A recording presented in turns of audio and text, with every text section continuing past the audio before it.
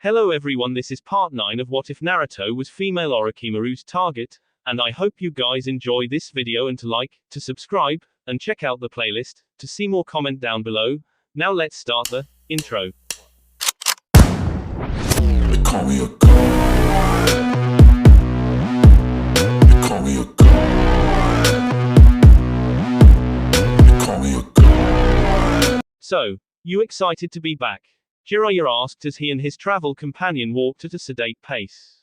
He received no verbal answer, just a raised eyebrow. You still mad I borrowed? Pilfered, absconded with or burgled? Borrowed some money. Come on, kid, it was our last gasps of freedom before we returned and I needed to get my head right. Besides, you can't deny we've had a lot of fun these past 3 years. And Naruto wouldn't deny it. There were rough patches, one in particular neither would ever forget. But Jiraiya had shown Naruto much of the continent and been a really good sensei to boot. In truth, Naruto wasn't mad, but whereas Jiraiya had his fun last night, Naruto wanted one last prank before he returned.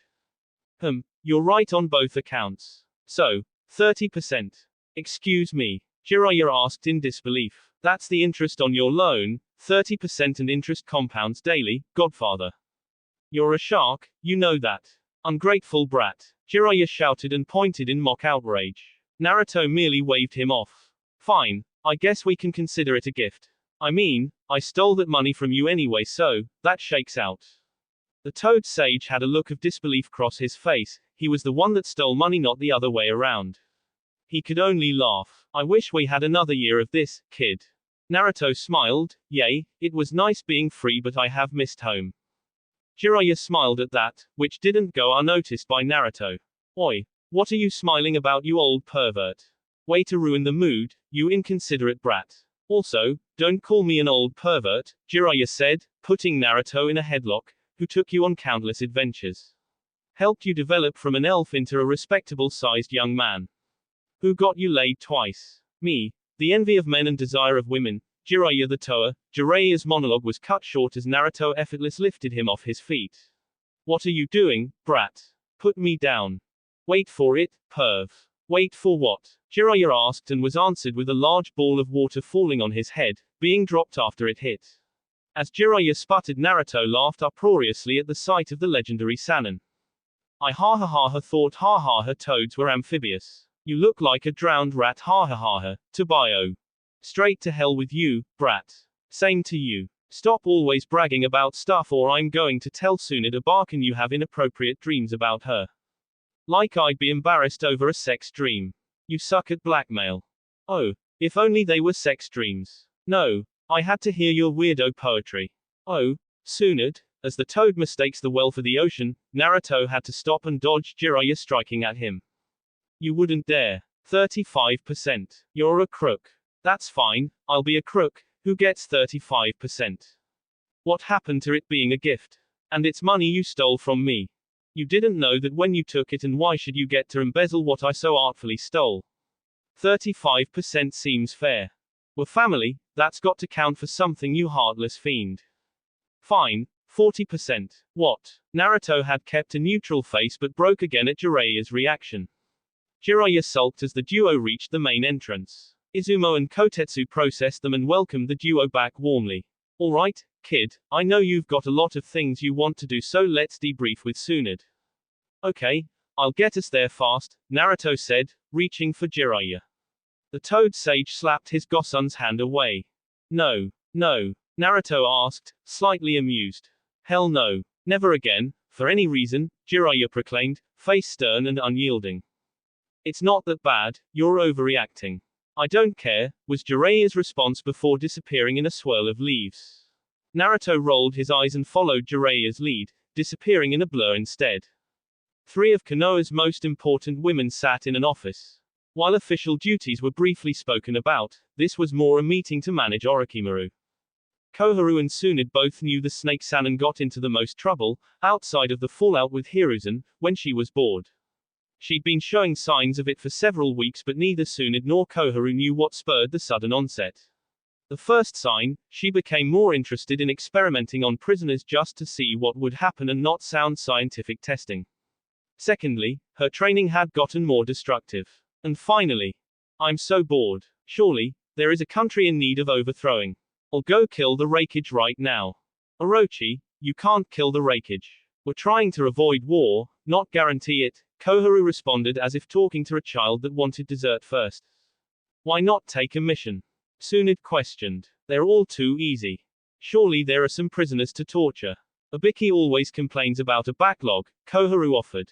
As soon as I show up they give me their entire life story. One gave himself a heart attack. Not a lot of fun if they don't even try to hold out. Spend time with Manda, Tsunade pressed. He's being a pain right now. Oh, the goddamn said. Very few people knew of the real dynamic between Manda and Orochi, but he doted on his summoner. It took Katsuyu hours to talk the giant snake down from attempting to murder Hiruzen. Seeing Orochi wasn't going to divulge more, she dropped the matter. As Tsunade tries to come up with another example, her concentration was broken by three things. First, hearing Shizune squeal from outside her office. Secondly, a sudden wind passing through the office. And third, a deep, masculine voice. Seems the kid beat me here.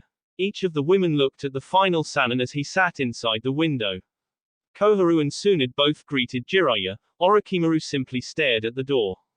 What? Orochi-chan, no acknowledgement of my return. You still look like a fool. There, you have been acknowledged. So mean. At least you're happy to have me back, right Haim? Tsunade simply gave him the so-so gesture, making the Toad Sage deflate comically. Jiraiya didn't get a chance to go into his full routine as Naruto walked in. Tsunade looked over her surrogate nephew in surprise. She expected him to change, seeing it was an altogether different matter. He'd lost the baby fat from his cheeks but kept his otherwise soft features. His hair had gotten significantly longer, looking more a spiky crimson lion's mane that reached his shoulders.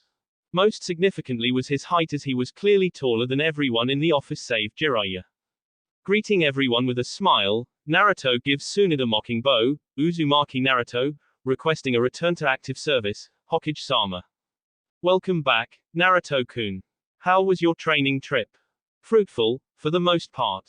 Jiraiya knows a little something about training a ninja. Jiraiya puffed his chest out, for a seedy ass pervert. You're an ass, Jiraiya retorted after deflating due to his Gosun's words.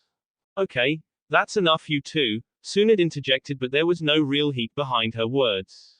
While I am glad to have you back, we need to schedule an assessment for your skill level so I know you haven't wasted 3 years on a walkabout. Oh, that's already taken care of.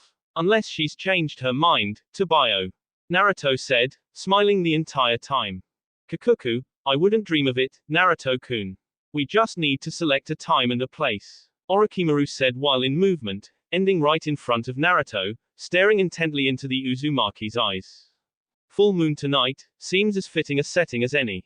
Oh, a late night rendezvous on your first day back, how bold, Orochimaru purred and was surprised when Naruto didn't break eye contact or blush.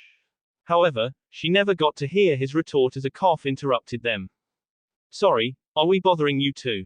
Tsunade asked, looking incredibly smug. Yes, Orochimaru said with zero shame. Too damn bad. Get out of here, brat, the grown-ups have to talk. Fine, fine, he responded to Tsunade before looking back to Orochimaru. Training ground 43, midnight.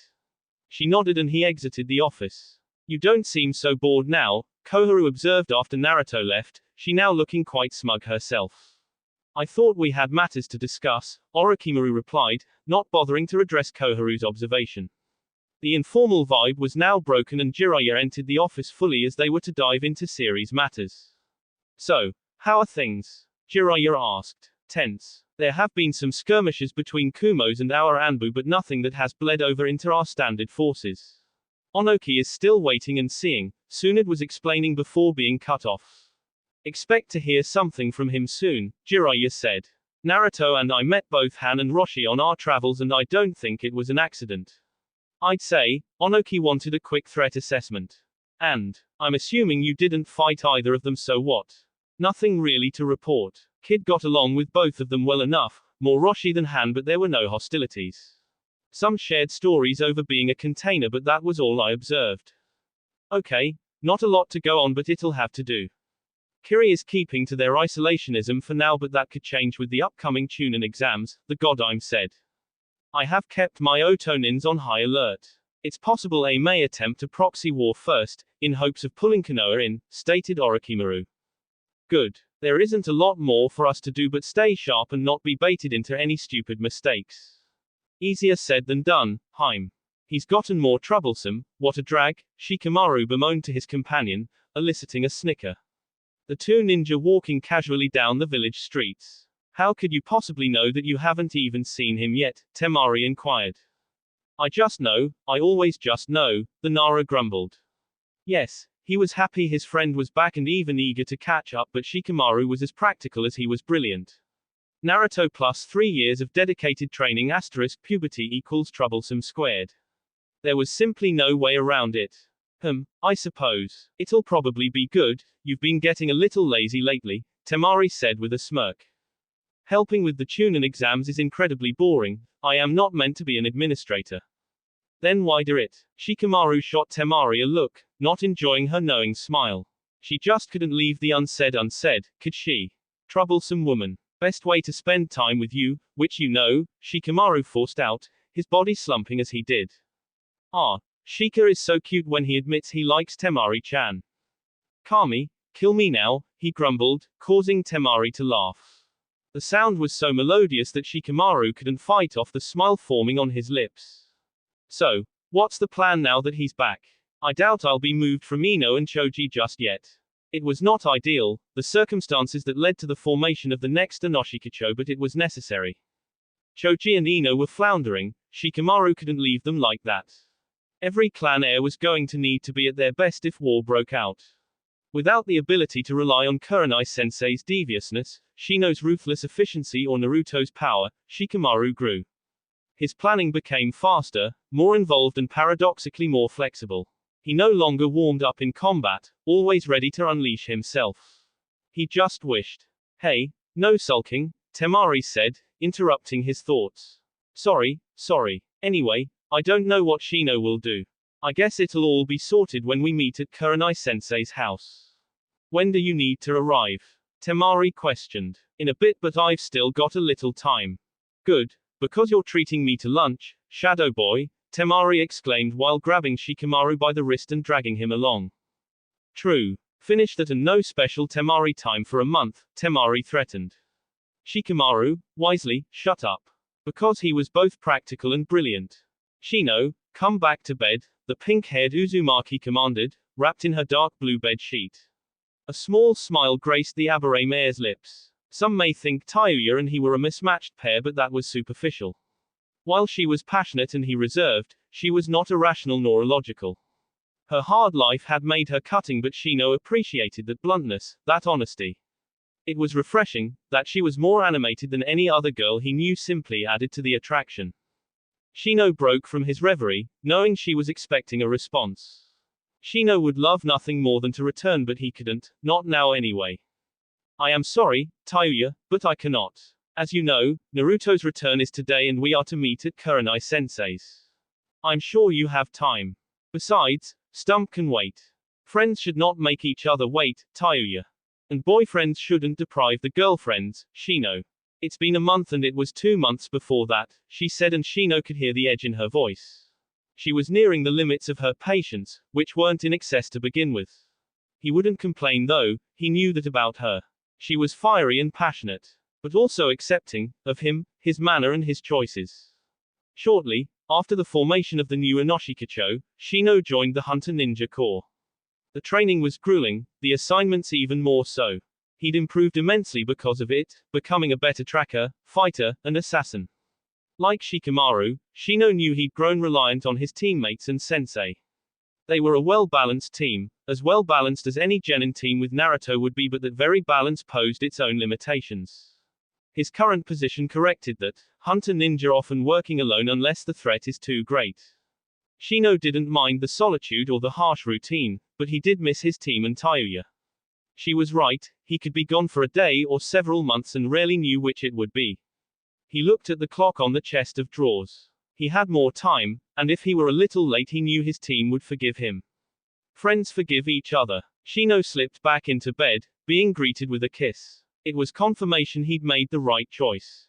Next time, just get back in the fucking bed, asshole, Tayuya said, though there was no real anger behind her words. Hi, Shino agreed, smiling internally all the while. Boss, the young Sarutobi exclaimed, making a mad dash toward the target of those words.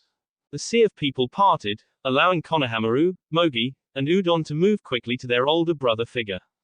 Naruto turned when he heard the shout, smiling at the upcoming trio, each proudly displaying their headbands. Naruto didn't pay attention to it, but several onlookers had fond smiles themselves watching the honorable grandson make his way to the once pariah. Boss, you're back, Konohamaru said, excitement not having diminished in the least. Hey, you guys have gotten big, Naruto said good-naturedly. Us. Boss, you're so tall now, Udon remarked as the other two genin nodded in agreement. Yay, finally hit a growth spurt or two. How's ninja life treating you? You should have warned us about D ranks, boss, Konohamaru pouted. But where's the fun in that? Besides, if you do them well you don't have to do them long. Besides, I'm sure Ebisu-san is training you well, right? Hi, Mogi responded, thanks to you we don't have to do a lot of the basics like other teams. Yep, and now that you're back we can get some kick-ass ninjutsu. Konohamaru added, pumping his fist in the air. Naruto laughed. We'll see, I'll have to talk to Ebisu-san to make sure I'm not throwing off his training plan. So, boss, Konohamaru started, his excitement diminishing enough to realize Naruto was and had been holding flowers the entire time they've been speaking. Who are the flowers for? Your girlfriend. All three genin were dismayed when they saw the sad smile form on Naruto's face. No, Konohamaru, this is for an old friend I haven't seen in a while. I was just on my way there so I'll catch up with you guys later, okay? Alright, boss, Udon agreed and watched as Naruto disappeared in a swirl of leaves. Kono, you idiot, Mogi stated. Sorry, I wasn't thinking. Do you think he's mad? I doubt it. Naruto knows you're kinda dumb, Udon observed, plainly.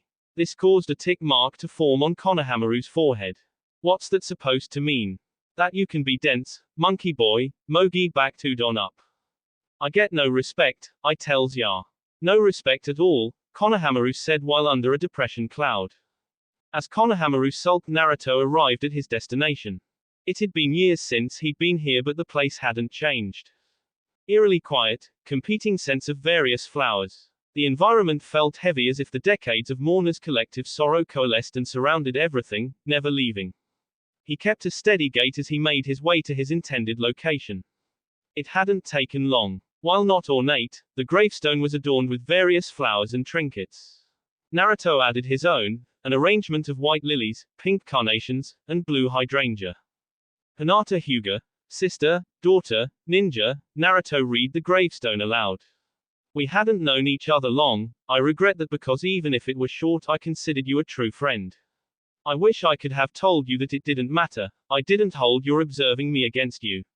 You hadn't hurt anyone and maybe those days you silently supported me gave me the strength to continue when I wanted to give up and give in. There are so many things I want to tell you but it seems hollow now. I hope you're experiencing the freedom you desired and are at peace. I don't know what I can do but I'll try to look out for Hanabi, however with you as a role model I doubt she'll need it. Shikamaru is taking care of your team but I'll make sure he doesn't get lazy, the bastard. And I won't even punch your dad out, which I had been planning on doing for an unrelated matter. So, don't worry, everyone will be okay. Goodbye, Hinata. He bowed before the man, his primary tormentor, someone he'd been quickly coming to despise as much as he had Danzo and Sasori. Kabuto wondered if one of the reasons the Sandaime allowed Danzo so much freedom was that the two were more alike than they wanted to admit. Danzo acting as the Sandaime's id, indulging in the darkness the fire shadow could not be linked to but was no less capable of being immersed if not for his position. Kabuto hated this study, the furniture, bookshelves, and moldings all made from the trees grown by Hashirama-sama. The room smelled of pipe smoke, parchment, and ink. Even removed from power, the man sat behind his desk as if he were above all, still the god of shinobi. It burned Kabuto, the insulting nature of his situation. That he was forced to betray his mistress when he only wanted to protect her from the Uzumaki's influence, to get back to their work. Instead, he had to kneel before this fossil, inhale his second-hand smoke and obey his orders. It has been 3 years, Kabuto. 3 years and you've given me nothing actionable, nothing of value on Orochimaru's plans. Do you think my patience infinite, Kabuto-kun? No, Sandaime-sama. I have tried, but Orochimaru-sama is distrusting by her very nature. If I pushed too far, she would get suspicious and I would be of no use to you. Of what use are you to me now? I told you of her secret room. That you have no access to and no way of getting in, Hiruzen countered, smoke billowing from the latest drag of his pipe. I am working on that, Kabuto said in his defense. Ah, yes, young Karen-chan. Had Orochimaru not taught you any seduction techniques? Surely, it should not take this long to bring her to your side or dupe her outright. Karen is a gifted sensor and can detect insincerity. I have to proceed carefully. The time for being careful has elapsed. I wanted Orochimaru dealt with before Naruto-kun returned. He has done so and I have no doubt she will not waste a moment ensnaring him. Kabuto bristled at the Sandaime's words, not liking the characterization of his mistress. It was this dissatisfaction that loosened his tongue. If you are so concerned about Naruto's virtue, maybe Hokage-sama should have seen to his upbringing more than simply leaving him to his own devices. Instead of being a coward, he did not get to finish his statement as a powerful hand was now around his throat. Kabuto lifted off the ground. Do you forget who I am, boy?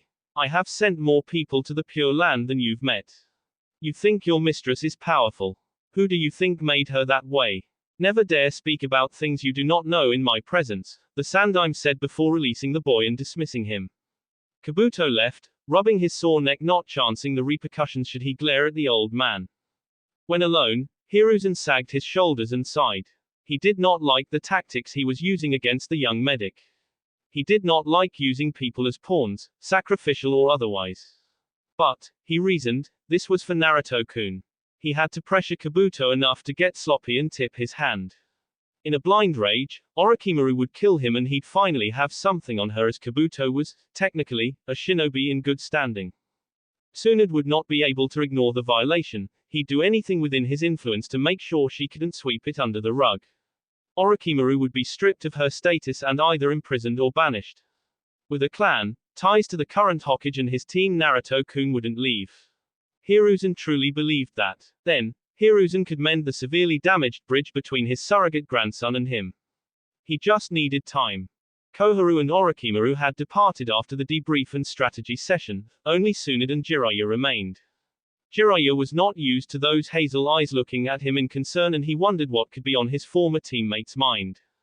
I noticed neither Naruto nor you provided much in the way of details about the training trip. He didn't want to reveal too much in front of Orochi, and I honestly didn't think you'd believe me if I told you. That was not a suspected response. Why wouldn't I believe you? Because I've seen him do things, repeatedly, and still have difficulty believing them. Fine, I'll just have to watch his and Orochi's fight to see what she drags out of him. Beyond his skills, are you two alright? We're fine, Jiraiya replied, but he could see the disbelief in Tsunade's eyes. Truly, we are in a really good place. And how did that happen? Jiraiya, if I beat you within an inch of your life, then Naruto had you at a half an inch. Mount Myoboku might be beautiful, but it wasn't worth the trip to see you clinging to life. You never did tell me what caused it. The gap between my words and my actions caught up to me in the form of a pissed-off Uzumaki. Do better, Jiraiya, Tsunade said, her tolerance with Jiraiya's indirectness running out. You know what happened in the Land of Iron. Mifune suspected something, he just didn't suspect who wound up being the ringleader in the coup. Naruto, he saw himself in the man, they had gotten closer. Of course it wasn't easy for Naruto to kill him, Jiraiya said. But he did. How does that end up with you two beating the shit out of each other? The man's methods led something to be desired, but he wasn't necessarily wrong. Naruto felt he may have protected an oppressive government for the chance we'd have a future ally. I could see how he'd find it upsetting, Jiraiya, but not enough to attack you. I told him about the prophecy and that I thought he'd be the one to fulfill it. I shared a lot of my philosophies with him, some he'd entertain and some he'd reject. But seeing how I put him on the path to kill a man that just wanted to change things for the better, the hypocrisy of it all made him snap. He couldn't accept all my preaching about peace when I would put Konoha's interests over others. Why would you do that, Jiraiya? Why burden him with that? Asked, more in confusion than anything. I believed it to be true, for one. Secondly, he needed direction. Naruto didn't need my help to grow stronger, he'd do that whether I was there or not. But strength isn't everything. He was all science and no philosophy. He doesn't believe in the wall of fire because of sensei. Someone had to see to his morals, to put something on his mind beyond jutsu and war. I was tasked with helping him become a man his parents could be proud of. Naruto is a good kid, Jiraiya. He was also an angry kid. Angry and resentful. He may not dwell on it, but it is never far from his mind how they, Jiraiya points out the window, treated him. I just wanted to give him something larger to shoot for, something more. Maybe it could have helped him come to terms with everything. But with the coup, it just looked like I didn't really believe what I was preaching. I was just like sensei, trying to manipulate him to my own ends. He snapped. So, what changed? While I was healing, he spent time with the Panthers. I don't know what happened, he would never tell me, but he just seemed so much lighter once we reunited.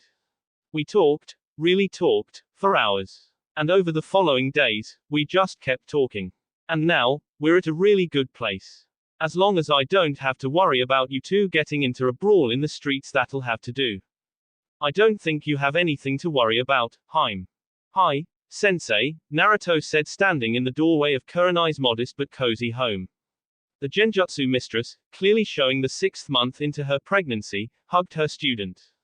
Naruto, gently, hugged her back, not wanting to harm the baby. Kurenai rolled her eyes, guessing about the boy's unnecessary gentleness. He then offered her 2 plushies, one panther and the other a purple toad. I didn't know if it was too early for stuff like this, Tobio, he said bashfully. Naruto truly felt out of his depths, he'd never been around a single pregnant woman before. He was just happy he didn't think she was fat. Kurenai escorted him to her living room, where he sat on the maroon-colored couch, waddling just a little. It was hard to believe how much Naruto had changed. She'd seen her other 2 students mature in real time, but to see it all at once was a bit shocking. Kurenai sat down, feet tucked under her, mindlessly rubbing her belly, red eyes focused on her student. How was your trip, Naruto-kun? Really good, but I'm glad to be back. Oh, really? She said with genuine surprise, but couldn't help matching the warm smile Naruto broke into. Yay, I missed you guys, Tobio. Plus there's Taiya and Karen, Tsunade Barkan and Shizune Nichan. Seems there's a name missing, Kurenai said knowingly. I'm sorry, Sensei, I don't know what you mean, Naruto said, feigning ignorance. Okay, I won't push, but be careful, Kurenai advised.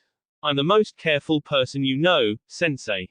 Land of vegetables, was her response. She laughed, seeing cross his arms and huff. That's revisionist history, Tobio. Kurenai continued to laugh but tapered off when she heard the door open. Kurenai, I'm home and brought a couple of stragglers with me, Asuma announced. He soon walked in with Shikamaru and Shino, each taking seats in the empty matching chairs. You look like you've gotten more troublesome, the Nara greeted. You look like you've gotten lazy again, I'm sure Majila-chan would love to help with that, Naruto responded with a smile. Shikamaru simply grinned. Welcome back, Naruto. Thank you, Shino. How have things been with you guys? Naruto asked and was regaled with their experiences, Kurenai filling in her time as well. Naruto, I have not been requested to resign as a hunter nin, and it appears, as for now, Team Kurenai is on hold. What will you be doing? Oh, I've been assigned to act as an elite tutor. I used to think Ebisu was just blowing smoke out his language, Naruto-kun, Kurenai warned. Pipe, but that's apparently a thing. Not one I want, however. I am not a house cat. You would complain about a good thing. You teach a little and then watch the clouds, sounds like the life. Says you. Both of you could probably be Junin if you tested for it. Why would I want that? Shikamaru asked, making Naruto and Kurenai form a sweet drop. I am satisfied with my current position. An increase in rank wouldn't affect much. Well, enough of that. We have to talk about something serious, Naruto interjected. I call dibs on being the fun uncle. Troublesome, you can't call dibs on being the fun uncle, Shikamaru said, as if it were obvious. Agreed. Your being the fun one is as much contingent on Kurenai-sensei's progeny as it is on your individual qualities. Besides, as I will obviously be the favorite, I will be the de facto fun uncle. Hogwash. I'm done losing to you, Aberame. Why are you both acting like this is a 2-man race? I'm just as likely to be the fun uncle as either of you, Shikamaru said, and then grew annoyed with the disbelieving stares he was receiving. I'm fun. You'd be the life of the party at a retirement community, why? You are a curmudgeon. He's right, Shika. You got that old man energy that doesn't play with kids. I, however, am a walking library of cool ninjutsu. Every kid loves ninjutsu. You will not teach my daughter ninjutsu prematurely just to be her favorite, Naruto, Kurenai ordered, finally chiming in. I've got low-level stuff, sensei. Yes, I've seen the low-level stuff you left Konohamaru and his friends. A 20-foot spiked wall is not D-rank ninjutsu, Naruto. But it was one of the first ones I created, and it's really easy while using very little chakra. See, this is why I will win, Shino observed, smugly. Oh, I have an ace up my sleeve, just you wait, Naruto said in all confidence. Kurenai smiled as the boys continued to bicker, her team and family back together again. Neither combatant could know how closely their actions mirrored each other. 1. The infamous Snake Sannin, taking the utmost care while getting ready. A black and red battle kimono, stopping at above her knees covering her mesh armor, fitted snugly at her breasts. A purple obi tied around her waist, matching her finger and toenail polish. A slit on either side, revealing the mesh coverings on her legs. She slipped on her heeled shinobi sandals. Her hair was pulled back into a bun, two senbon keeping it in place. The most notorious woman in the elemental nations gave herself a once-over and smiled seductively, confident she'd be victorious before the night was over. Over at the Uzumaki compound, the current head prepared himself. A matching set of midnight blue pants and shirt, both with mesh lining, embraced his frame. The shirt's sleeves stopped just below the elbow, leaving his two summoning tattoos visible. Over his shirt, a red, Anbu-style chest armor with a blue Uzumaki swirl in the back. A red and black holster was strapped to his right leg, a large pouch on his back, just below his armor. His katana also strapped to his back. He smiled as he exited his room, knowing he'd be sure to impress his former teacher. Both timed their arrivals perfectly so they'd show up at midnight exactly. The training ground was bathed in moonlight, the wooded areas surrounded it, offering a perfect contrast of darkness to light. No words were spoken as each eyed the other intently, closing the distance. Orochimaru took the initiative, striking with a straight right when Naruto was in range. The Uzumaki sidestepped the blow and caught it with his outside hand, unleashing a back fist in retaliation. There was a brief pause as blue met yellow. And then duo exploded into action.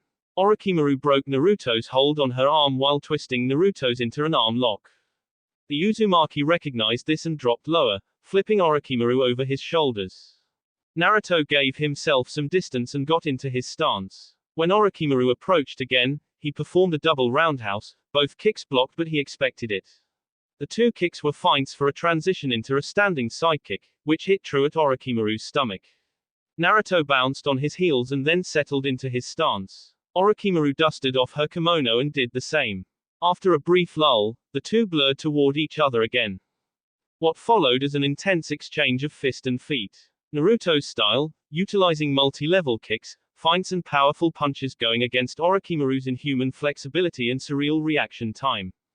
Naruto had the distinct impressive his moves were being read almost perfectly, he simply wasn't being punished for it because he had a speed advantage, but landing a clean blow was proving incredibly difficult. Orochimaru was finding the taijutsu exchange difficult herself. While Naruto didn't use Jiraiya's style, it was clear her former teammate taught Naruto how to outmuscle and impose himself on physically weaker opponents. It gave her a slight thrill to know Naruto-kun was physically stronger than her and made her want to beat him down all the more. Narrowly avoiding to short uppercuts, Orochimaru counters with a two-punch combination that lands cleanly to Naruto's stomach. She delights in his grunt of pain. Her follow-up middle kick is absorbed by Naruto's forearms, the Uzumaki using the force to transition into a sway. Orochimaru predicts what's coming and does a swift replacement. The counter left Naruto unleashed, shatters the log, replacing Orochimaru. Kikuku, if I didn't know any better I'd think you were trying to hurt me, Naruto-kun, a disembodied voice says, sounding as if it is coming from all around. Here I thought you were the strongest of the Sannin. I can go half speed if you want, Shushu, Naruto mocked before tilting his head to the side, just avoiding the extended blade of the Kusanagi. Naruto spins, simultaneously drawing his sword and performing a downward slash, clanging against the legendary sword, Orochimaru supporting it with two hands, one on the handle the other at the tip of the blade. I am the strongest Sannin, but I am not your Shushu anymore, the snake summoner said before tilting her blade down, unbalancing Naruto. Smoothly transition into a reverse grip, Orochimaru attempts to cut her former student while he is out of position, but he meets her attempt with an upward slash, intercepting the blade and then retreating back. Instantly, Orochimaru's arm feels wrong. She looks at it and sees it is encased in ice. Flaring, her chakra shatters the ice. You can flash freeze the air around me just by channeling Hyoten chakra into your sword. No, I chose to only flash freeze the air around you because I didn't want you to lose an arm. Impressed? He asks, cheekily. Mildly, she responds and then goes on the offensive once more. Like with their taijutsu exchanges, neither manages to get the better of the other, the clashes looking more akin to a dance than a fight. Naruto couldn't make sense of it. He'd been utilizing a subtle genjutsu during the exchanges to make Orochimaru miscalculate distance, but she seemed to tear through it with no effort. She was masterful with her sword, only one other person comparable to her skill, but he wasn't being overwhelmed, not in the slightest. He knew he could simply utilize his swift release to increase his advantage, but this way was more fun. He swung his sword, causing a pressure wave to release from the ground.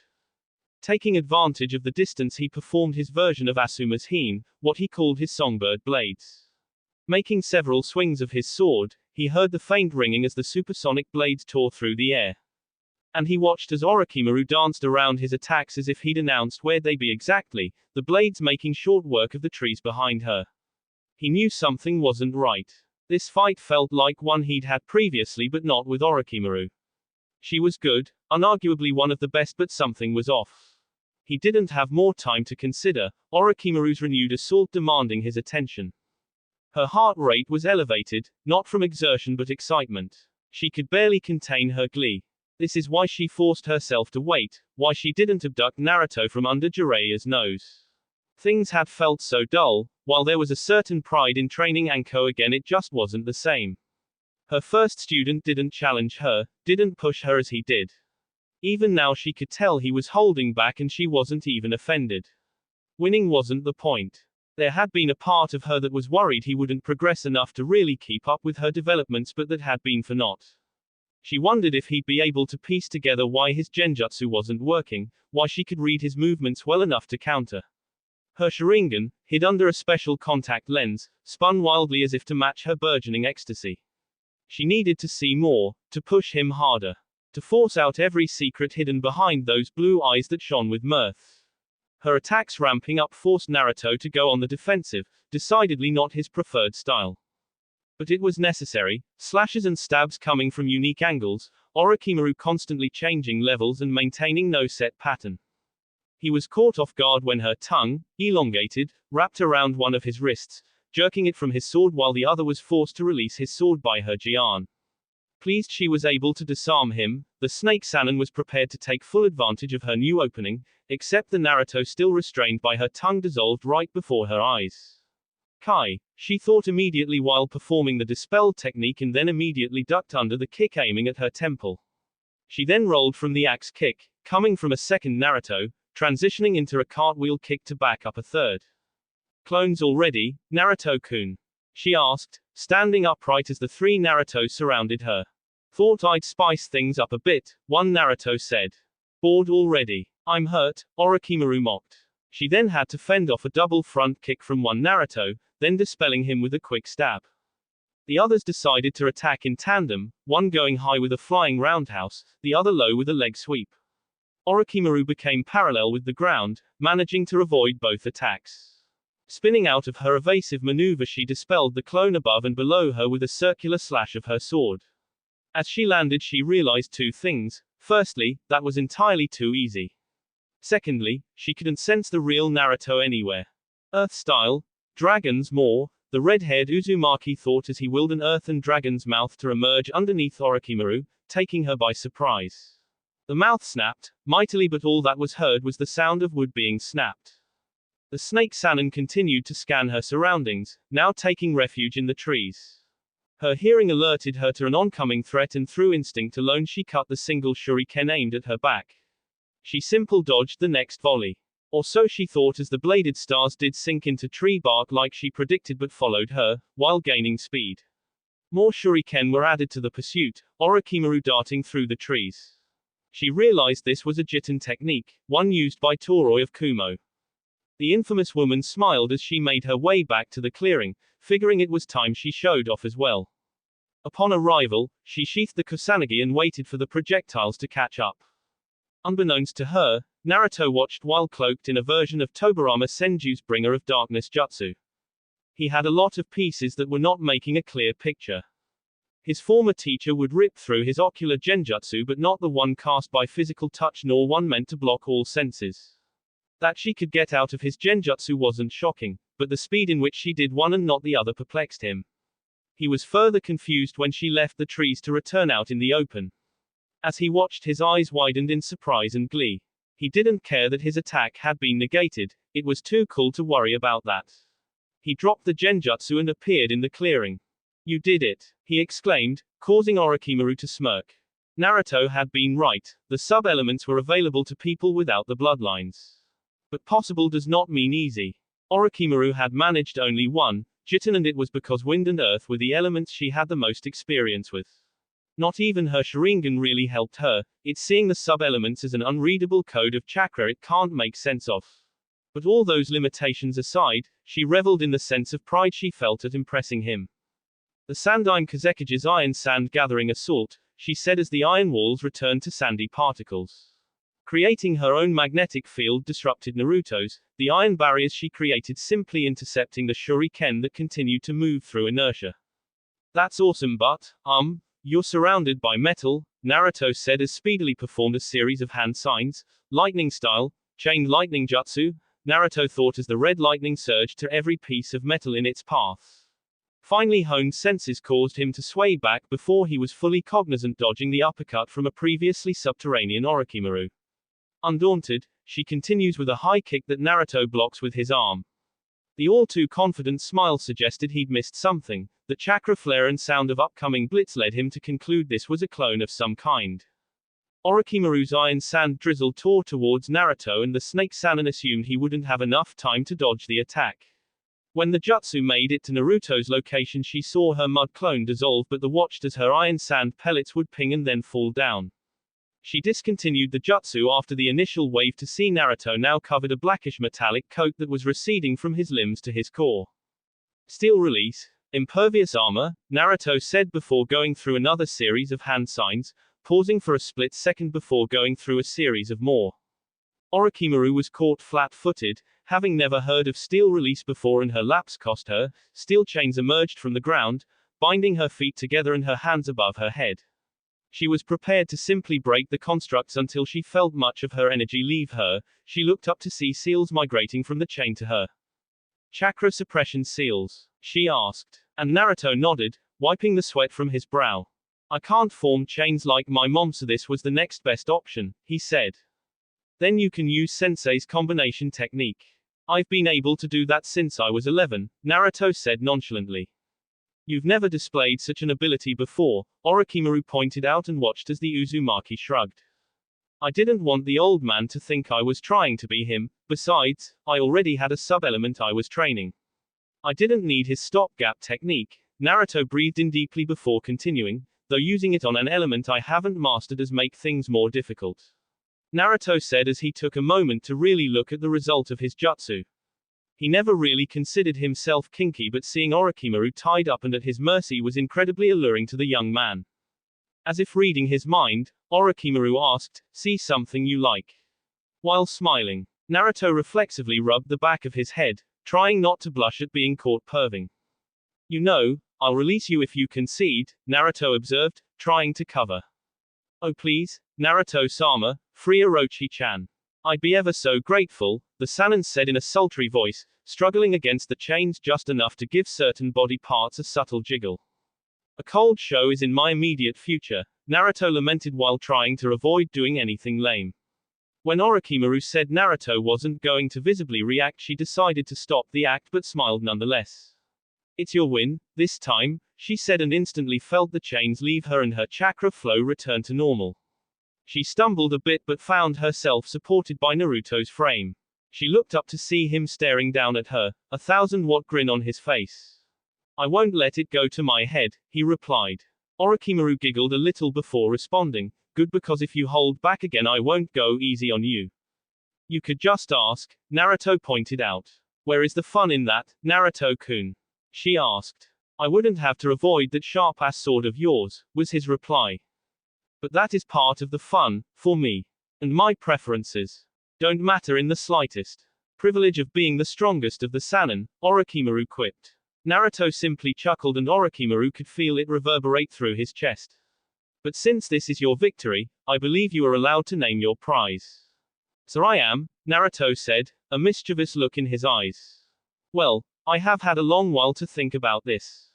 Carefully weighed your options, I hope, Orochimaru interjected. Oh, I've sought the counsel of wise men and everything. And I have decided I want ice cream. I'm sorry, what? Orochimaru asked in confusion, as he could not have possibly said. Ice cream. There's an ice cream shop in the village that I like and I want you to go with me. Ice cream. You up? They have a rocky road I think you'll enjoy. So I will see you tomorrow, Naruto said before disappearing from view. Did he really say ice cream? Orochimaru asked in disbelief before the recorded images of her Sharingan caught up to her, surprising her slightly. Naruto appeared in his bedroom and started to undress. He was relieved part one of his plan worked. He'd won the bet and managed to not do anything lame or blush like he used to. He'd have to thank Jiraiya for help on that, except the man wouldn't approve of how those lessons are being utilized. The Uzumaki walked into the attached bathroom, lights triggered by his entrance. He took a relaxing shower and then changed into some plain, black boxes. He was ready to call it a night, the various reunions and spa having drained him mentally.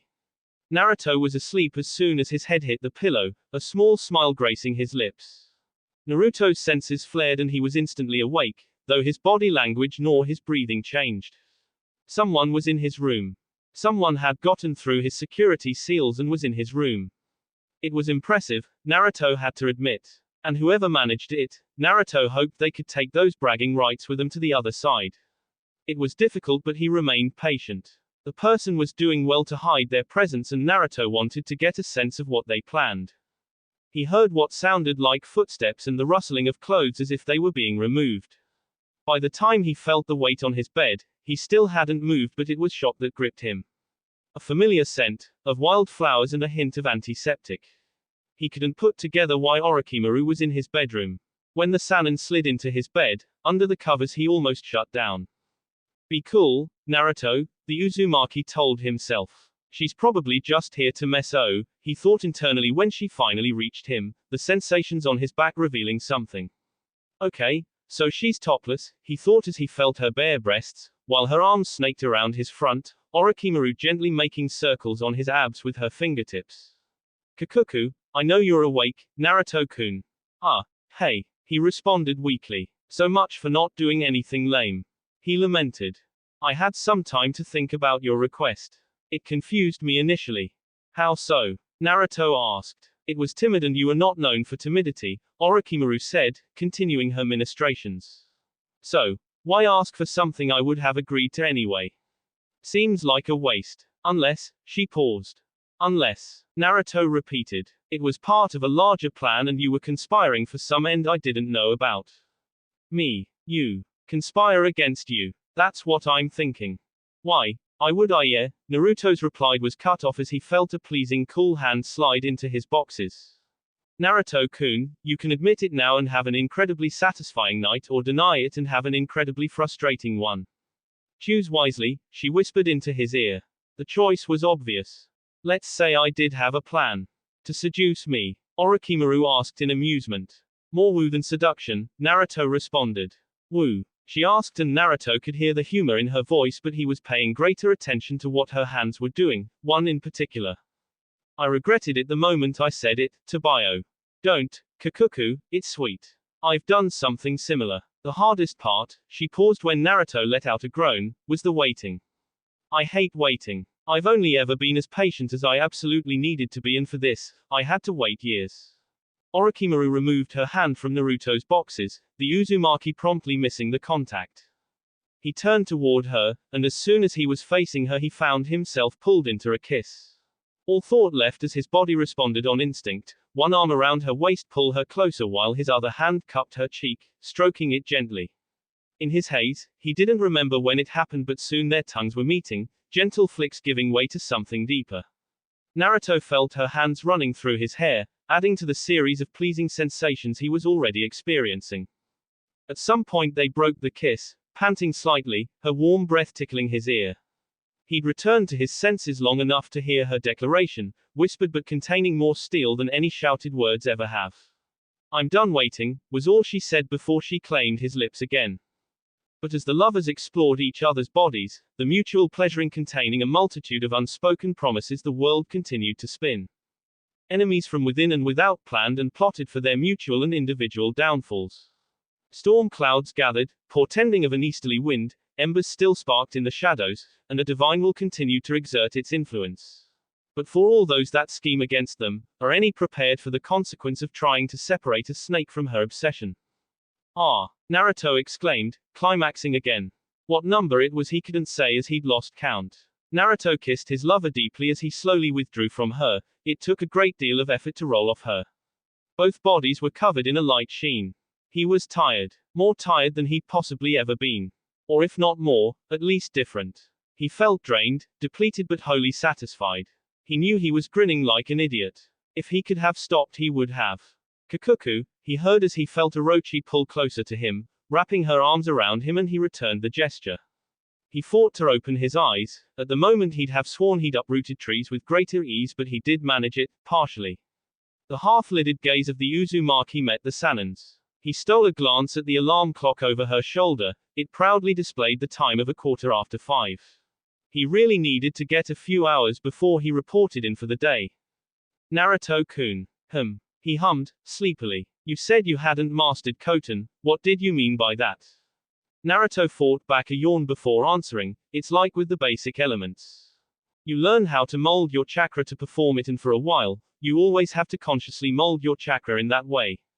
It's as if there is a disconnect and you are making your chakra produce fire, wind or whatever. After you gain enough experience with the release, that transition seems to disappear and you don't feel like you're transforming your chakra, you're just producing Kaiten chakra. Your body and mind know how to do it. I haven't gotten to that reflexive stage with Koten yet. So with my Jiten, I just need more experience and it'll start to feel natural." "Yep."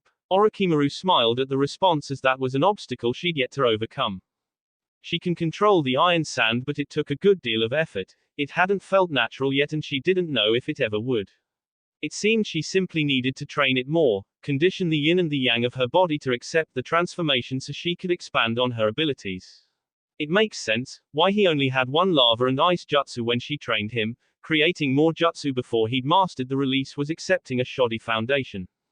"And how many sub-elements have you mastered to your standards?" "Depends on who's asking. My rival or my girlfriend?" "Girlfriend," she asked teasingly. "I'm too sleepy to be embarrassed," Naruto observed, causing the Sannin to giggle. "How am I to know when I am one, the other or both?"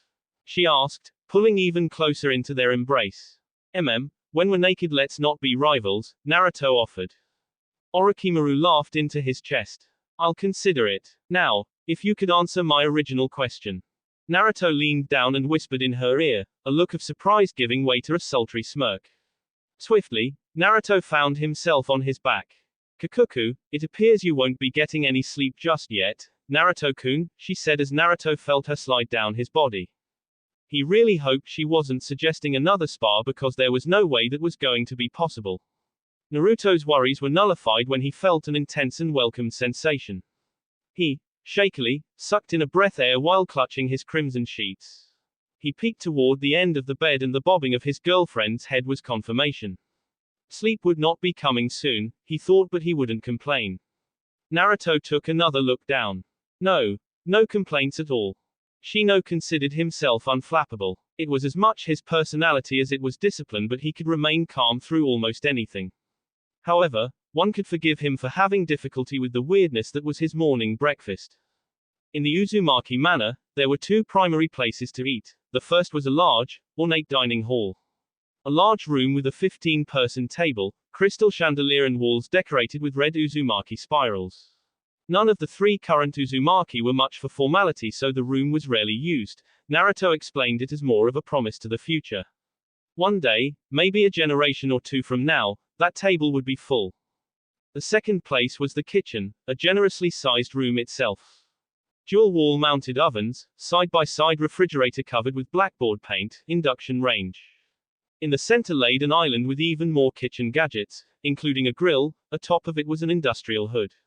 Also, seals. So many seals. It was absurd. Within the kitchen resided two places to sit while eating, either at the end of the island where one would sit atop bar stools or the six-person, circular dining table with wood bay windows. Seals on the windows made them tint should the sun get too bright. Shino was sitting at the island, eating oatmeal with blueberries, along with Tayuya who was eating the same. Karen was enjoying some steamed cod with rice and miso soup. That was fairly normal as the trio had shared breakfast countless times before, Karen never making a deal out of Shino being there while also managing to be welcoming. No, the weirdness was contained at the table as sitting across from each other were two of the three Sannin. Orochimaru, looking freshly showered, hair pulled up, and wearing a pale purple kimono was absent-mindedly dining on an arugula, walnut and pear salad humming a tune. Jiraiya, enjoying a steak with some rice and miso soup was scowling at the woman as he cut through his steak. It was clear to Shino that Orochimaru had spent the night here, and mated with his teammate. That fact must have been clear to Jiraiya as well. It displeased him greatly. Really now, Jiraiya, what have I done to deserve such a hard look? You couldn't even wait a day. What difference would it have made? Orochimaru asked before breaking out into a face-splitting grin. Besides, he didn't protest. Which reminds me, Karen-chan. Yes, Orochimaru-sama. Naruto-kun might need a bit of chemical pick-me-up. Okay, I'll whip something right up, Karen said, going to the cabinet to get a mortar and pestle. She grabbed several ingredients but Shino's attention was pulled back toward the Sannin. Would you have stopped if he had? Jiraiya questioned and Orochimaru shrugged. Irrelevant. We both got what we wanted, so I wouldn't entertain any ideas of changing that if I were you. If I stay out of this, it certainly wouldn't be because I fear you. And stop telling people you're the strongest of the Sannin. I'm a damn sage, I'm stronger than you and Tsunade both. And before you get quippy, I fought the kid full on, and if your little show last night was anywhere near your best, you're a distant number two. No need to speculate, Jiraiya. We can test your hypothesis whenever you want, Orochimaru offered. I think Abakan would throw a temper tantrum for the ages if you two wrecked her training grounds, Tobayo, said Naruto, lazily but with an underlining of humor. He had a soft smile and closed eyes as he shuffled into the kitchen, black t-shirt clinging to his hastily dried body. Naruto, Karen greeted. They'd missed each other yesterday, but the medic was happy to see her cousin again. Here, take these with water, and a little food. Karen handed the pills she'd just finished making, placing them in his palm. He gave her a one-arm hug while thanking her. He continued on, retrieving a glass and filling it with water. Yuya-chan, you are certainly looking luminescent this morning. I hope you're taking good care of Shino. Fuck you, Stump, Tayuya fired back, getting a laugh in response. Morning, Shino. Same to you, Naruto, the Aburame replied. Naruto finally made it to the table, sitting by Orochimaru. Good morning, Orochi-chan. Good morning, yourself. I figured you'd still be asleep. I wish. I have to report to Tsunade Abakan in an hour to officially start as an elite tutor, Naruto said with zero enthusiasm. Not that teaching was a waste of his talents, it just simply held no interest to teach people who probably didn't like him. Poor thing, Orochimaru in mock sympathy. Yes, I'm a pitiable figure if there ever was one. Cursed by the very gods themselves, Naruto replied with great effort. He ingested the pills and drank the water. Well, maybe the day won't be all bad. It can't be, I have a hot date tonight, Naruto declared. Oh, really? Should I be jealous? I wouldn't blame you if you were, she's pretty amazing. Please, get a room, Jiraiya cut in. He knew he had to accept this abomination of a relationship, but he felt no need to actually watch it. His godson rolled his eyes, likely recalling all the times Jiraiya got sloppy with some woman while Naruto had to go busy himself. Said godson then placed his right hand on the table and channeled some chakra. Most of the onlookers gaped when they watched a small tree sprout from the table, maturing until it bore fruit. Naruto picked the gala apple off a miniature limb, winking at Orochimaru as he bit into it. What the actual fuck was that? Tayuya asked, shouted, managing to summarize what most of the others present. I was told to eat, I wanted an apple so I got an apple, Naruto said, completely ignoring the justified shock of those around him. In truth, he knew he was showing off, but if simply telling Orochimaru what he could do resulted in that, he was curious what a casual demonstration of power and prowess might net. Looking into her eyes, he concluded it'd be mind-bendingly awesome. A gentle hand on his whiskered cheek and Orochimaru leaning forward was all the warning he got before being pulled into a kiss. A simple lip lock escalating into more, to Jiraiya's dismay. I should leave, Orochimaru whispered and got up from the table. Karen-chan, Tayuya-chan, let's see what kind of trouble we can get into today. The two female Uzumaki nodded and followed their mistress out of the kitchen. Naruto turned back around to see Jiraiya frowning at him. What now? How long have you been able to do the apple tree trick? Long enough, why? Naruto asked in genuine confusion. Because all those days I was hungover and you made me go get some food, you could have just given me a damn apple, you brat. Jiraiya exclaimed before laughing. You seem pretty accepting of this, Naruto pointed out. You're going to do what you want to do. Do I have my concerns? Yes, I won't lie to you about that, but I'm going to trust you and hope for the best. But no, if this is some scheme and you get hurt, I'll kill her. Even if I have to die to do it. Naruto nodded. Jiraiya didn't often make threats, but he carried them out when he did. Naruto had seen it personally. Now, on to more important things. How was it? Jiraiya smoothly dodged the red spike of death that shot toward him, Naruto's hair returning to normal in an instant. Even Shino facepalmed at that. Jiraiya laughed at the boy's response. All 5 of the great hidden villages will have teams in attendance, Hokage-sama, Shikamaru stated. Temari and he were in the final stages of planning for the Chunin exams, which was vetting all the participants and their sensei.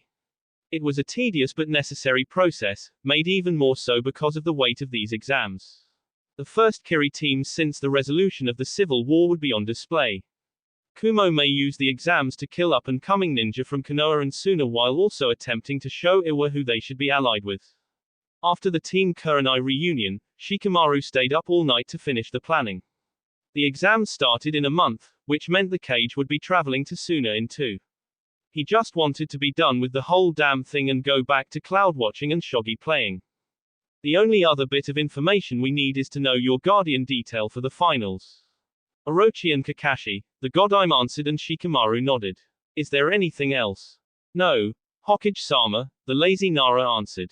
Good. For the time you will be returning to Team Asuma and your regular Chunin duties. Thank you for your service, Shikamaru. You are dismissed, Tsunade said. Shikamaru bowed and exited the office. As Shikamaru walked down the hallway, passing the various ninja waiting to meet with the Godime, he sees his 2 teammates chatting away. What are you 2 doing here? I'm here to meet Tsunade Barkan, Naruto answered, still dragging as the pills Karen gave him hadn't kicked in yet. He briefly remembered never asking her what was in them and resolved to not swallow pills given to him without asking a few questions. I'm here for moral support, Shino said. Shikamaru bit out a laugh. Oh, that starts today. I'm guessing you don't know who you'll be babysitting. Not at all. Man, I'm supposed to be out there, kicking ass and saving princesses. It's a statistical anomaly that we have saved as many as we have, Shino observed. It's also troublesome. Stop looking a gift horse in the mouth. Shika, you need a greater sense of adventure, Naruto teased but grew confused when Shikamaru took him by the shoulders and looked him square in the eyes. Naruto, boring is good. Boring means stable, peaceful.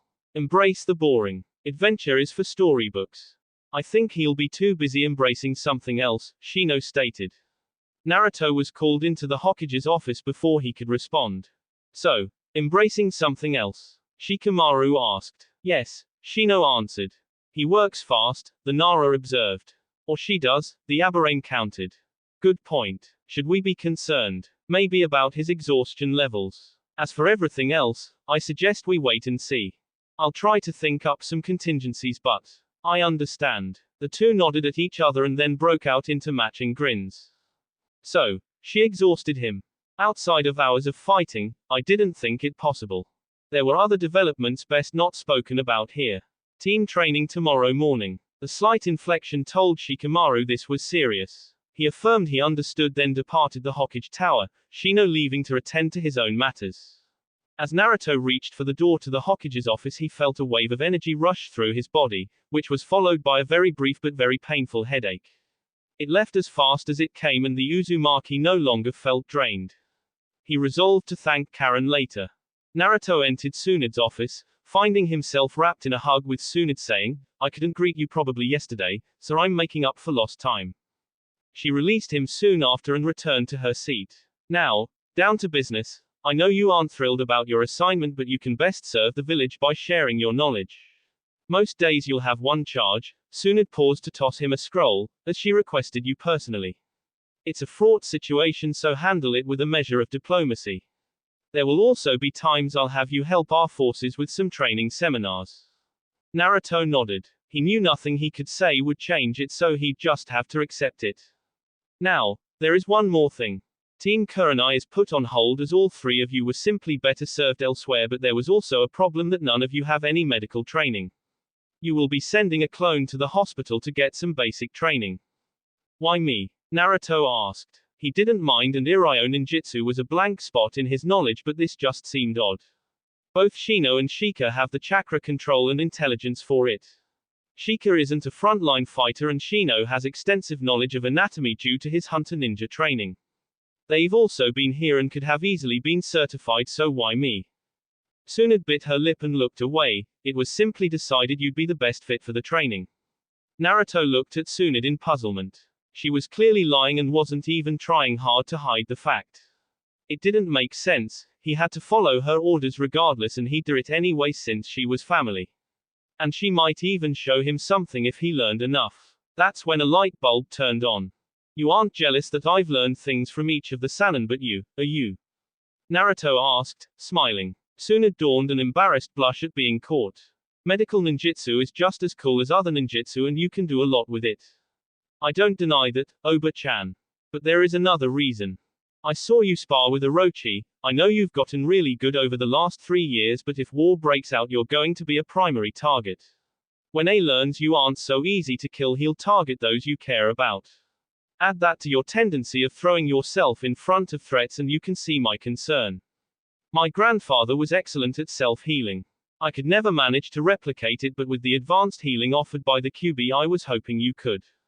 Naruto didn't know what to say. He could tell her worry ran deeper than just his welfare, but how it would only compound the grief she felt of previous losses. He didn't like seeing her like that. It felt wrong. Naruto smiled largely and brightly. "Don't worry, Oba-chan. I'll go through the training and whatever you want to show me. I can't die until I take that seat, Tobio." Tsunade smiled in return, perked up by his declaration of taking her position. "I can't wait, Naruto, but don't be in too big a rush. Enjoy your youth while you can, and then come rescue me from this chair and the paperwork. Deal? Deal. Good. Now go meet your new student and try not to cause an incident." "Diplomacy and discretion are my middle name," Naruto said, attempting to pacify the Godime, but her rolling her eyes let him know he'd failed. "Just do your best, now scram. I am not a house cat, Tobio," Naruto said, departing through the window just to annoy his surrogate aunt. The Uzumaki clan headlanded on the ground and then blurred to his destination, arriving near instantly to the Hyuga clan compound. Naruto presented his mission scroll to the exterior guards and was promptly escorted in. As they walked, Naruto could feel more and more people watching him. The Uzumaki wanted to roll his eyes. "Yes, that kid is here. Hide your wives, hide your children," he thought, dismissively. Naruto was led down a few more corridors before finally reaching his destination. The Hyuga slid back a door and ushered Naruto into an outdoor training ground, with 2 people in attendance. The older Hyuga, obviously Hiashi, seemed tired and worn. The younger Hyuga, Hanabi, looked resolute. When Hiashi realized who was there, he simply left, sparing no words for Naruto, but the Uzumaki didn't mind. He sized up his new student. The girl had certainly grown from the tiny thing she was. She'd cut her hair at some point, it styled in a bob, and with her charcoal-colored GI, she was clearly ready to train. "Hello, Hanabi, Naruto said. Hello, Naruto-san, the now heiress replied back, but Naruto waved the honorific off. I have to admit, I was a little surprised to learn you'd be my primary student. Not that I mind, of course, but I am curious as to why the Hyuga heiress would want outside training. Hanabi had suspected he'd asked that and was prepared with an answer. My Nei-chan told me the one thing she wanted for me more than anything else was to be the kind of Hyuga I wanted to be. My clan is not just prideful in their traditions and legacy but arrogant. It's made us stagnate. Even the removal of the seal hasn't fixed it, as now the former branch members are just free to flaunt their clan membership to the rest of the village. While they revel in their pride, they do not see the concrete ceiling they've erected above their heads. No S-rank ninja to our name, no Hyuga ever considered a candidate for Hokage, and few if any innovations to our primary fighting style. We're capable of more but too many are blind to it. Chained to the habits of the past, Hanabi had to pause to breathe in and out, the frustration with her clan, with how they treated her sister. It felt so heavy, the inescapable weight of it all. Hinata nay, she wasn't naturally good at gentle fist but worked around it. She developed herself and found alternative uses for her bloodline. Almost no one praised her for it, they could only see the break in tradition. I want to be like her, a Hyuga in my own way, following my own path. Naruto smiled. That's a good goal, Hanabi. How can I help? You can help me unlearn the gentle fist. Jiraiya sighed as he sank into the comfortable leather chair. He made a mental note to talk to Naruto about getting a few for the manor. He looked around the room, Hiruzen's study. It felt odd being here, he'd rarely spoken to his sensei outside the Hokage's office, so this felt unfamiliar. Adding to the dissonance was that his sensei wasn't the Hokage anymore, a scenario neither man had much time adjusting to the first time it happened, and 3 years away hadn't allowed the reality to sink in. A cough brought his attention back to Hiruzen and his reason for being here. I want you to call it off, sensei, Jiraiya said. His tone was resigned. He hadn't come here to fling accusations or relive the past or anything like that. He just needed the elder Sarutobi to stop. Call what off, Jiraiya? Whatever plan you have, whatever new stage in this sick little game you're playing with her needs to end. If she goes off the deep end, if she crosses the line, and I will stop her. Your involvement isn't necessary, Jiraiya argued. Hiruzen's glare could have melted glaciers. My involvement is the sole reason we know what she did last time. I have not planned anything, but I will not be treated like some doddering old man, especially not by one of my students, Hiruzen exclaimed in offense. Jiraiya simply scoffed. And yet you didn't manage to stop Danzo, so clearly your vision isn't all-seeing, Jiraiya retorted. Hiruzen didn't react visibly, but internally he winced. His permissiveness with Danzo was one of his great shames and, apparently, made him look like a hypocrite with how diligent he was to uproot Orochimaru. You have to know she cannot be trusted, Hiruzen said in a much more subdued tone. You're probably right, sensei. Hell, more than probably, but you've yet to discover anything, not that you've been looking, Jiraiya finished sarcastically. If it were just a matter between you two I wouldn't care. You both enjoy your little games, that's fine. It isn't just between you two, and I won't let Naruto get dragged down because you're fixated on her.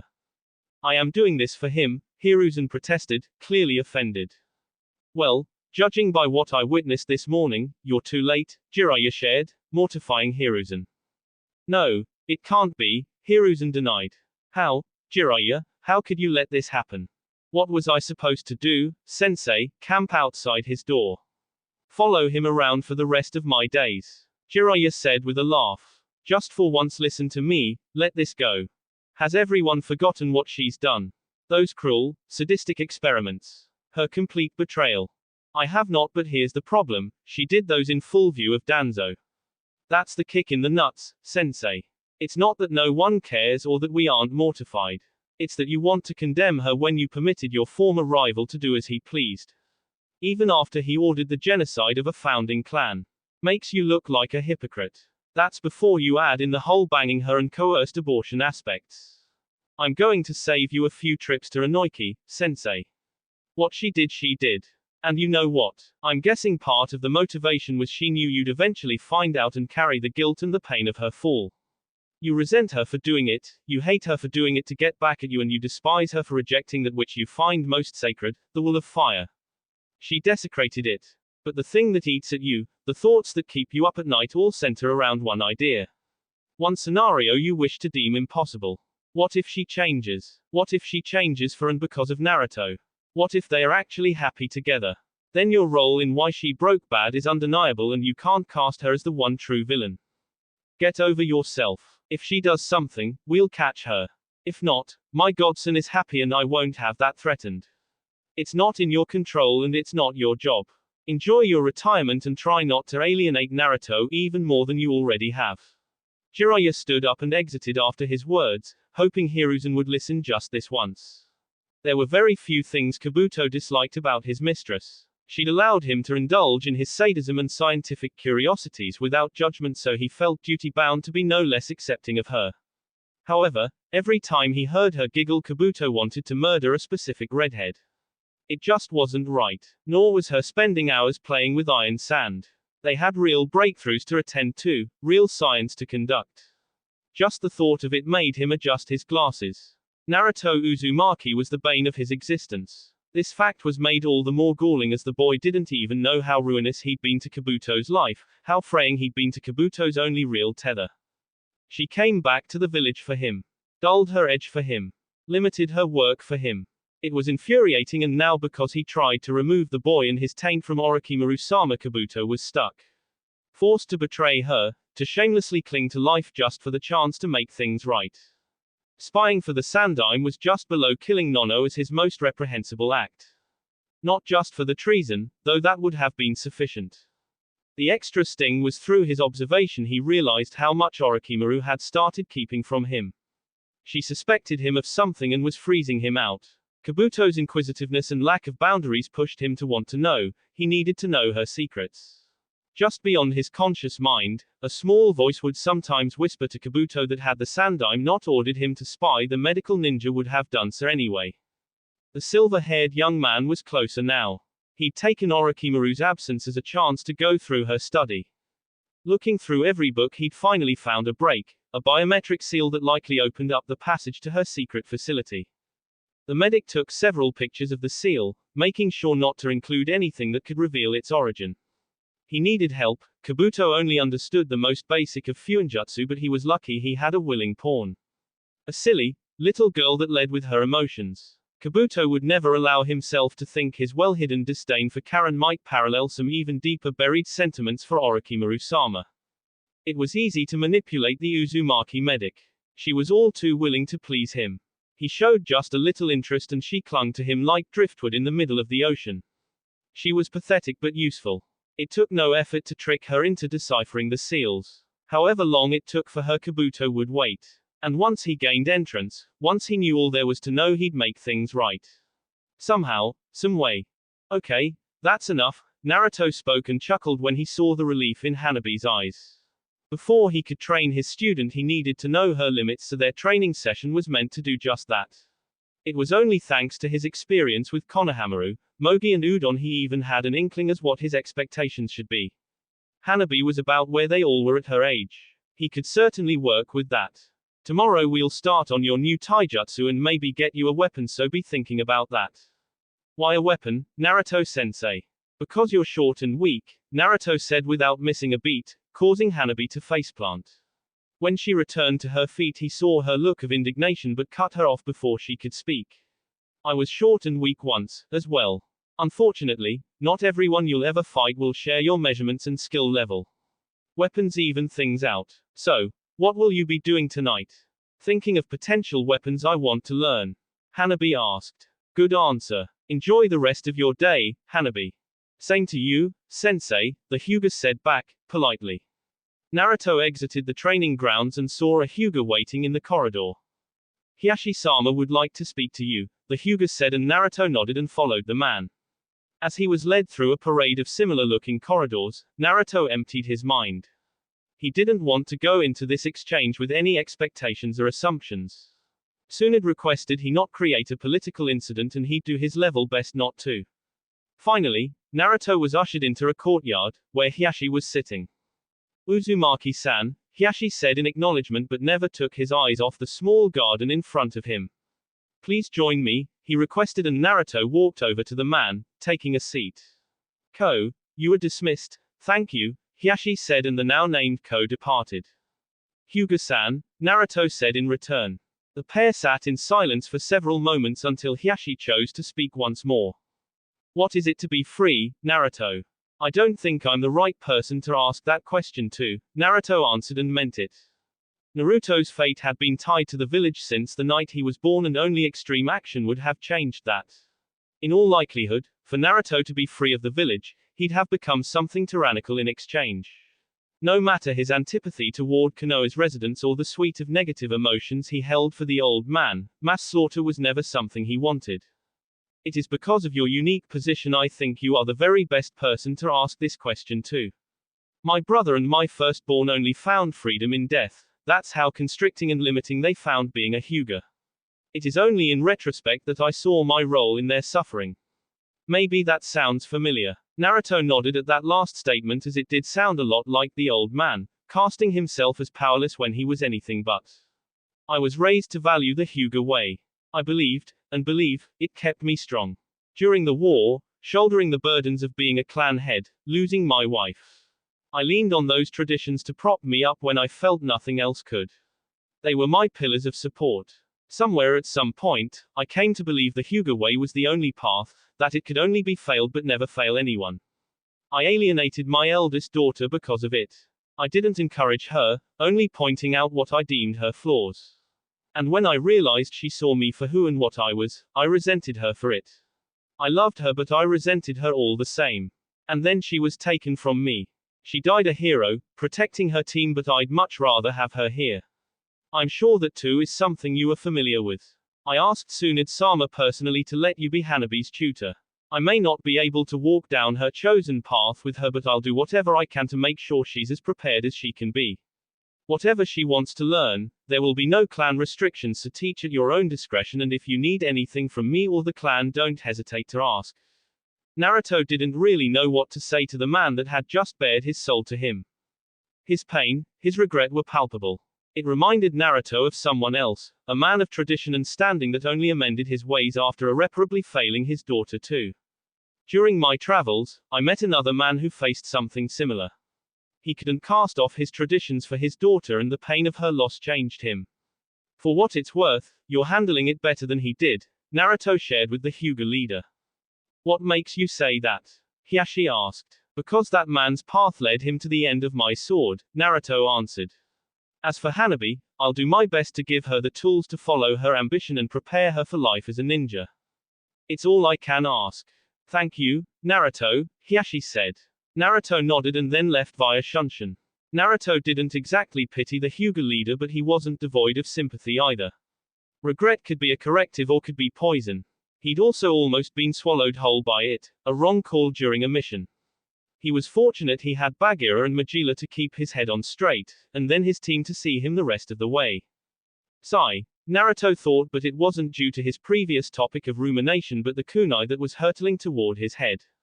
The Uzumaki caught the multi-use knife by the handle and then shot a bored look to the owner of said projectile. You know, if you'd pulled this 3 years ago you'd have a pissed-off Jinchuriki trying to kill you, Naruto said. Ah, don't be mad. I just wanted to challenge my fellow discipline is all, Anko replied, though a part of her was grateful she didn't have a rampaging Jinchuriki after her head. The snake summoner watched for any signs of hostility, which allowed her to catch the kunai he'd thrown back to her. Oh, couldn't you have just asked, Tabayo? That's boring. So, what do you say?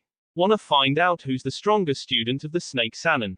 Anko asked with a playful smirk but frowned when she saw the Uzumaki shake his head. I'd spar with you for fun or whatever, I'm up for making new friends. Fighting to see which of us is stronger, though, is a waste of time. It's me, Naruto said with a shrug. And what makes you so sure of that? Being a container doesn't make you invincible, Anko argued back with a bit of heat. Then she felt off. Her heart raced and her knees shook and she felt like her skin falling from her bones. It went from panic-inducing to visceral agony in seconds. You didn't even know you were under my genjutsu, Anko, so you certainly don't know how long you've been open for my attack. Anko stopped her chakra circulation, seeking to disrupt the flow. She held it and then performed the genjutsu kai technique.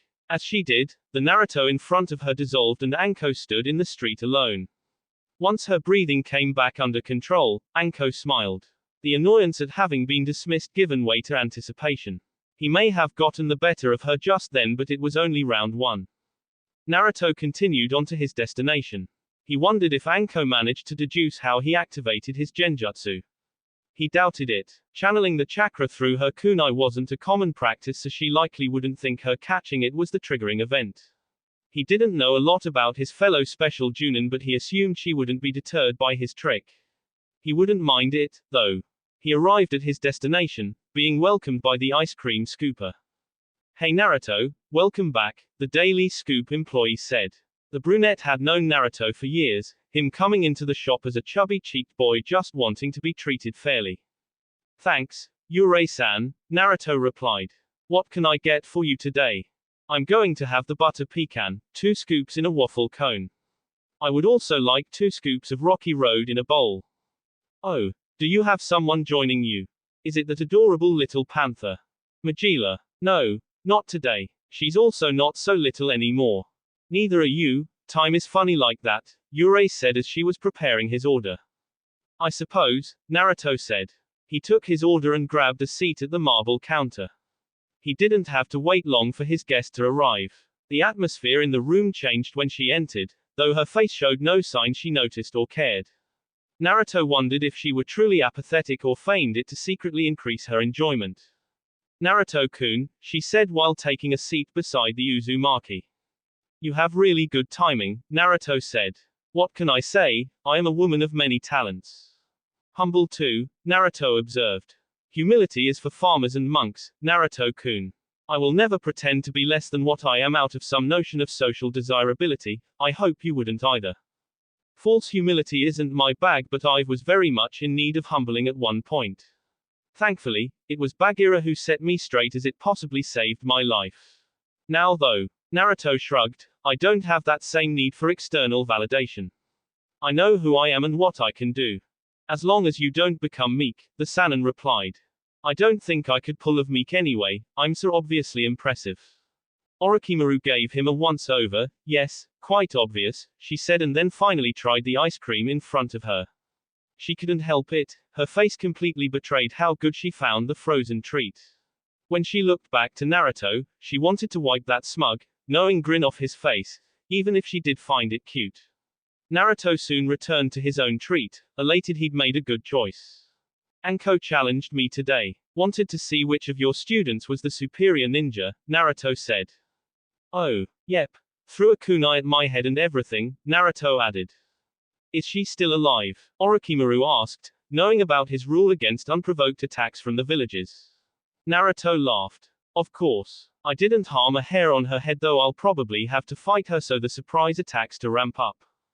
Kikuku, yes, Anko-chan can be quite tenacious. The two continued to chat, even as they departed the ice cream parlor and headed to her home. "So, you wanted to take me there as it was part of your plan?" Orochi asked. "I wanted to take you there because they treated me like a normal person and I thought you would like it. Your enjoyment made it the first step of my plan. Which is now abandoned," she observed as she headed towards her door but noticed Naruto had stopped moving behind her. She turned to see a puzzled look on his face. "What makes you think it's abandoned?" he asked, closing the distance between them. "Last night was just incentive to be more diligent. Sorry, plan's already in motion and there's no stopping it now," Naruto said lowly, their faces mere inches apart. We shall see. You coming in? It would save me the trouble of breaking in tonight," he answered softly, close enough to feel her smile. "Yes, that energy could be put to better use," Orochi said as she opened the door while never turning away from Naruto, swiftly pulling him into a kiss. Naruto returned the gesture, one-upping the infamous Sannin by wrapping his arms around her and lifting her up. Orochimaru wrapped her legs around her fiery-haired lover as Naruto carried her inside, closing the door behind them with his foot. No one would see the two for the rest of the day. Darui sighed in boredom. The trip had been dull. The need to move in absolute secret not only made it a longer trek, but he could go nowhere nor do anything interesting. It was one of the realities of being designated the Raikage's second, his essential man. Daru's movements drew notice. Spies of the 4 great hidden villages and even some minor ones would be interested in where he went and why. So, This had to be as clandestine as possible. It didn't help that Darui was doing something he categorically didn't believe in. The person he was meeting was located on the coast, the campfire illuminating the lush forest that stood behind the elder man. He noticed Darui and the Kumo Junin could feel those yellow eyes analyzing him, taking his measure, but the storm-style user didn't care to delay this any more than necessary. The Reikage has agreed to your stipulations, Shino-san, Darui announced. The prisoners will be provided to you 5 days before your attack. Ha ha ha, excellent. Then he will have my cooperation, Konoha will fall and in its ashes, the land of sky will rise once again, Shino said, sinister grin visible in the light of the fire. The pair would iron out more specifics before Darui departed. It was only after he was sure the Kumo ninja was out of the vicinity did the third person in attendance reveal himself, emerging from the ground. You were right about letting Kumo find me, Zetsu-san. They are going to give me everything I need to not only crush Konoha but them as well. Yes, and once you do you can become the Sky Emperor you were always meant to be, just as I told you when you were a boy. With the power of the Zero Tails, I'll be unstoppable and lord over all from the sky. Like a god. Yes, but first Konoha must fall and 2 members, in particular, cannot survive this attack. Tell me the names and I will see them dead. Uchiha Sasuke and Uzumaki Naruto. That will be it for this video. If you want more, comment down below, like, subscribe. And see you guys later.